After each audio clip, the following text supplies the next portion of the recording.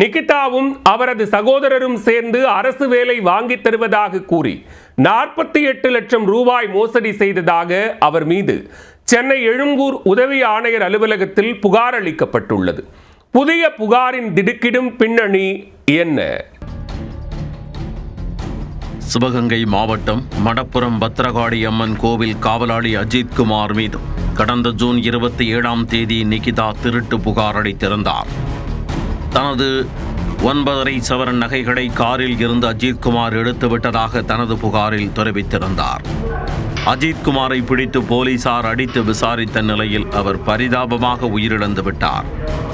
இந்த விவகாரத்தில் 5 போலீசார் பணியிடை நீக்கம் செய்யப்பட்டதுடன் அவர்கள் மீது வழக்கு பதிவு செய்து சிறையில் அடைக்கப்பட்டுள்ளனர். இந்நிலையில் காவலாளி அஜித்குமார் மீது புகார் அளித்த பேராசிரியை நிகிதா மீது அடுக்கடுக்கான குற்றச்சாட்டுகள் சுமத்தப்பட்டு வருகின்றன. கடந்த 2011ஆம் ஆண்டு அரசு வேலை வாங்கி தருவதாக கூறி 16 லட்சம் ரூபாய் மோசடி செய்ததாக நிகிதா, அவரது சகோதரர் உள்ளிட்ட 5 பேர் மீது ஒரு வழக்கு நிலுவையில் இருப்பதும் அம்பலமானது. அதைத் தொடர்ந்து நிகிதாவின் முன்னாள் கணவர் நிகிதா ஒரு திருமண மோசடி பேர்வழி என்றும் பலரிடம் திருமண மோசடி செய்து பணம் பறித்திருப்பதாகவும் பகிரங்கமாக குற்றம் சாட்டினார். இந்நிலையில் தற்போது மற்றொரு பண மோசடி புகார் அவர் மீது எழுந்துள்ளது. அதாவது நிகிதாவும் அவரது சகோதரர் கவியரசும் அரசு வேலை வாங்கி தருவதாக கூறி 48 லட்சம் ரூபாய் மோசடி செய்ததாக சென்னை எழும்பூர் உதவி ஆணையர் அலுவலகத்தில் செந்தில்குமார் என்பவர் புகார் அளித்துள்ளார்.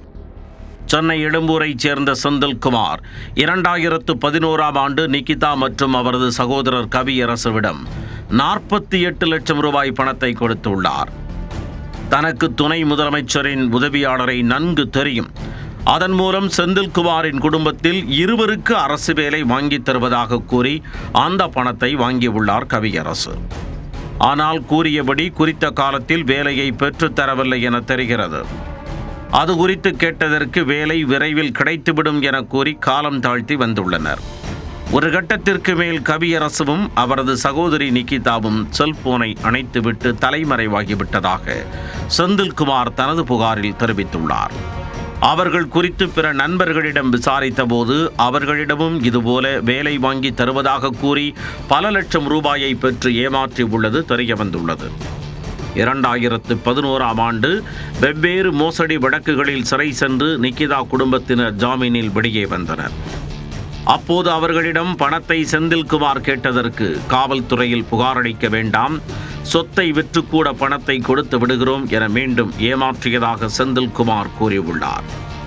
நிகிதா, அவரது சகோதரர் கவியரசு ஆகியோர் மீது உரிய நடவடிக்கை எடுத்து தனது பணத்தை மீட்டுத் தருமாறு சென்னை எழும்பூர் காவல் உதவி ஆணையர் அலுவலகத்தில் செந்தில்குமார் புகார் அளித்துள்ளார். இந்த புகார் குறித்து காவல்துறையினர் வழக்கு பதிவு செய்து விசாரித்து வருகின்றனர். நிகிதா மீது அடுத்தடுத்து புகார்கள் குவிந்து வரும் நிலையில் போலீசார் உரிய விசாரணை நடத்தி நடவடிக்கை எடுப்பார்கள் என எதிர்பார்க்கப்படுகிறது.